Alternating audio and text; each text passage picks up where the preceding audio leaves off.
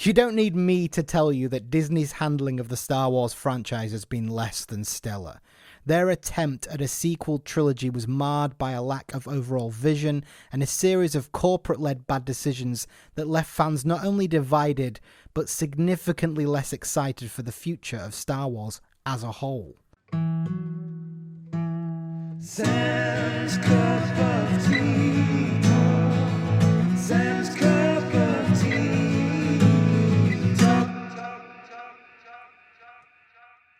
Since The Force Awakens release back in 2015, Disney's approach to the franchise has been a series of flip-flopping back and forth and some pretty jarring changes in direction. At the beginning, the company boldly laid out their plans to release a movie each and every year, starting with Episode 7, The Force Awakens, then a standalone title the next year, then Episode 8, and so on. What could possibly go wrong with one of the biggest IPs in cinematic history? Well, a lot, really. And I'm betting that when Disney paid that $4 billion to George Lucas to acquire the rights of Star Wars, they were buying something more than just the franchise itself. They were buying what every business strives to get, and that is surety, or guaranteed success. You can't really blame them for their hubris. I mean, not even the lower quality prequel films did much to dent the franchise in its multiple decade popularity. And in the beginning, things were really looking rather bright for Disney. The Force Awakens opened to a huge box office, and although it wasn't every fan's cup of tea, it would soon be followed by the fantastic Rogue One. Honestly, my experiences seeing these first two titles definitely got the fanboy in me to wake up and pay attention. And what The Force Awakens lacked in originality, Rogue One made up in several ways. Overall, I'd say I enjoyed Rogue One more than Episode 7, which I truly didn't expect, as it was the trilogy movies that I was the most excited to watch. You see, I've been a fan of Star Wars since I can remember. I would sit in front of our tiny Sony CRT television and watch A New Hope on VHS. At that time, it is all that we had. Of course, The Empire Strikes Back and Return of the Jedi were the ones I watched the most once we had them all on tape. I loved the original trilogy and literally grew up with the prequels. And to be honest, I loved them too. Luckily, it seems that, at least nowadays, that isn't such an embarrassing thing to admit or to say. But anyway, while I did love the franchise, the story, the characters, the lore, the world, etc., what really drew me in was the concept of the dark side and light, and its emphasis on family. Lucas's most amazing achievement with Star Wars was his ability to convey grown-up concepts in a way that was understandable for kids. The idea that doing the wrong thing is usually easier and more seductive, i.e. the dark side, than doing the right thing, which is usually harder, the light side. That and lightsabers. Lightsabers for days. And the Force, and the Jedi, and Sith. And that, if I'm being 100% honest, is my jam. So naturally, I was a lot more excited for Disney's main trilogy than I was for the fringe projects like Rogue One, Solo, and of course, later, The Mandalorian. But unfortunately, as we all know, things took a serious nosedive with the release of Episode 8, The Last Jedi. Suddenly, Star Wars had become like the topic of COVID-19. It was something on everyone's lips. No one could quite agree, except for the fact that everyone was pissed off in some way. I had tried my absolute best to love it, but my honest and genuine reaction after seeing it was that of disappointment overall. I actually felt a pretty deep sadness that followed me around for a few days once the credits had rolled. It was well directed in parts and had some decent ideas, but to me, it just didn't feel like Star Wars and came across as messy. But the biggest disappointment was the handling of Luke. Mark Hamill's performance was amazing, but I just didn't believe that the role fit the character of Luke in the correct way. It didn't do his character justice. But regardless of your thoughts on The Last Jedi, we can at least all agree that its net effect on the Star Wars brand was inherently negative, and the result of its controversy shattered Disney's previously laid out plan for one film each year.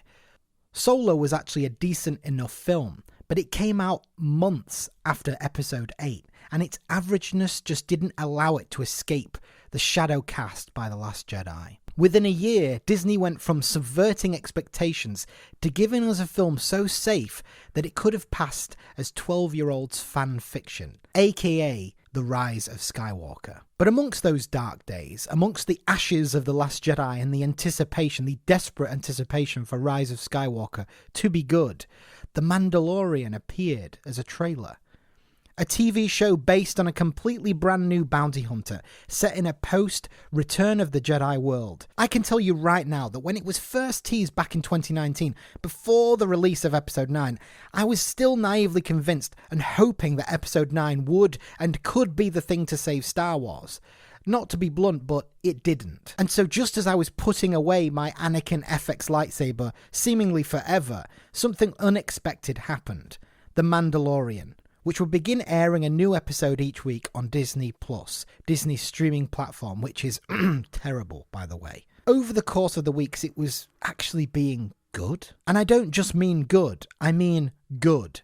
As I continued to watch along with my completely ambivalent to Star Wars girlfriend, I began slowly realising week upon week that this show was in fact a little bit more than good. It was amazing. Everything that seemed to have been lacking in Disney's trilogy seemed to be here. And week upon week I was becoming more and more engaged and in love with this show, even despite the lack of Jedi and lightsabers. The things that I held most sacred weren't even centre stage. Somehow, even though they were periphery, the show still managed to be the essence of Star Wars. It seemed to capture something really special. And what I'm trying to say is that The Mandalorian wasn't something that I thought that I wanted, but it was something that made me excited about Star Wars again and the future of the franchise. Where the trilogy movies went too far in one direction, either subverting expectations to the point of nihilism or making something far too safe, The Mandalorian refuses to choose either route and confidently strolls slap bang in the centre. And what The Mandalorian does so brilliantly is that it asks the question, why can't we have a new story with new events and still provide fans with Easter eggs and familiar elements they know and love? In order to do that, creators Jon Favreau and Dave Filoni did something genius. In a recent behind-the-scenes video for the show, they described how instead of simply drawing from the previous two trilogies and finding templates and ideas from that, they instead turned their focus way further back towards the original works that influenced Lucas to make Star Wars originally, and from those, see if they could extract new and fresh ideas. And they tracked Star Wars origins to legendary directors like Akira Kurosawa and others. The most prominent narrative influence being Lone Wolf and Cub, Sword of Vengeance from 1972, in which a samurai roams the land with a small child. This, of course, is literally the basis of the Mandalorian story itself. A bounty hunter, the Mandalorian, and the child, Baby Yoda, or as we now know, Grogu. And this approach has led to a genuinely interesting and yet simple enough story to follow. It feels like an actual reason to return to Lucas's universe that isn't mere nostalgia or pizzazz. The Mandalorian character himself is somewhat familiar to Star Wars fans, with his armour and his origins being similar to that of Boba Fett and having links to the clones, etc. But there's a lot we don't know about him, and he is actually a fresh, brand new character. Over the course of Season 1, we see his progression from low-key bounty hunter to fully fledged Mando with Beskar armour and jetpack, reminiscent to that of Boba Fett and Jango Fett. Then of course we meet the greatest draw of the series, Baby Yoda. Or to use the correct term, the child. Or even more correct, Grogu. If you haven't actually watched the show yet, you may be forgiven for taking the buzz about the child and its cuteness as a bit of a gimmick, but you would be wrong. The child is a brilliant character for so many more reasons than just his cuteness. He is, to begin with, the same species as Yoda, which ties him immediately to what we already know about the Jedi and Force and the mystique of all of that. But he's vulnerable and baby-like. The moment Mando happens across him, her, it, you feel a strong sense of protectiveness. And not surprisingly, the child has Force abilities, which have not yet been cultivated to a large degree. Not to get too into the weeds regarding the plot of Season 1 and Season 2, but this parent-child relationship is the absolute centre of the story. It is where the real potential threats of the show comes in, the mystery. Who is Baby Yoda? And when in Season 2, Mando embarks on the journey to find the Jedi, it's intriguing to see what and who he may find. Heck, even the main villain is great, Moff Gideon. a prominent higher-up of what remains of the Empire.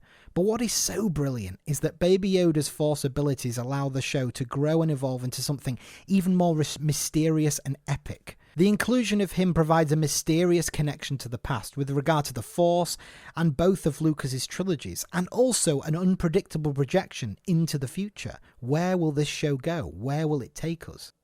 As I've watched each and every episode so far, I've been taken aback at just how well cameos are done. For example, in Season 2, when Mando is suddenly helped by Bo-Katan, it's a sheer delight, but also makes sense plot-wise. And although her appearance is rather fleeting, it does the job in creating the sense that other things are going on in this universe. There is a broader conception of lore at play here. If you happen to have followed the Clone Wars and Rebels, then you will likely get even more from this show.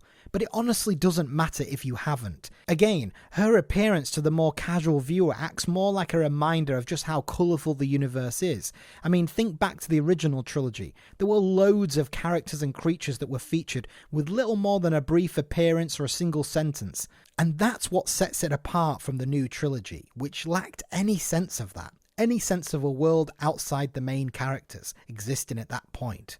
This, however, feels lived in. It feels like the Star Wars universe we've all come to know and love. In addition to this, the show's use of fan service is so cleverly and expertly handled.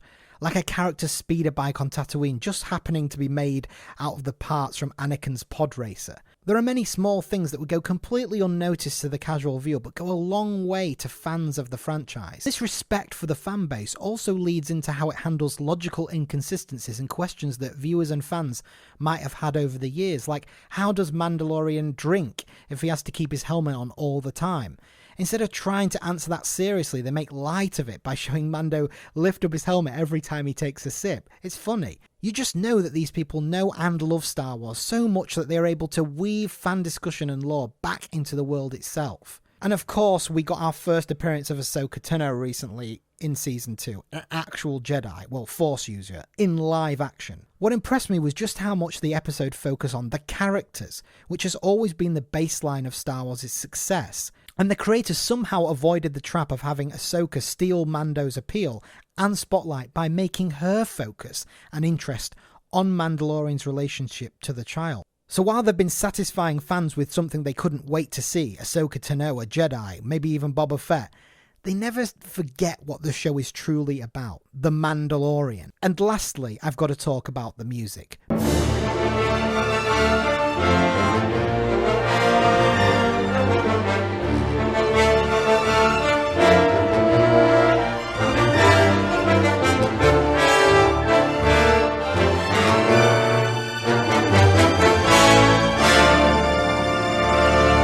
By Ludwig Göransson. This score is fantastic. It's fantastic because it is unique to this show. It brings in new sounds and a new theme, and after a couple of episodes you'll be humming along with it just as you were with the John Williams scores. But what's great is that unlike, again, the Disney trilogies, it didn't rehash old scores and rely on that nostalgia. It creates a completely new atmosphere and sound that still sounds and exists in that Star Wars universe and makes sense, and then occasionally has these little flourishes of the original score, and when they do come in, it's very, very well earned and very subtle a lot of the time. So I needed to say something good about the music because it really is amazing, and it's again paving the way forward for what Star Wars is. Instead of just copying and going back, they looked at, what made the Star Wars theme successful, and can we do something new? Can we do something that's a little bit of a different theme? It's more of a sort of Western, spaghetti Western type of sounding theme, and it's brilliant. It's sprawling, it's epic, and I love the theme. It's fantastic. And I just hope overall that this show continues on into the foreseeable future. It truly is rare to get a great sequel to anything you've loved for so long. But what I can say unequivocally is that the Force is strong with this one. Thank you for watching today's video. Please subscribe if you enjoyed this video for more content on games or movies. Sam's Cup of Tea, signing off.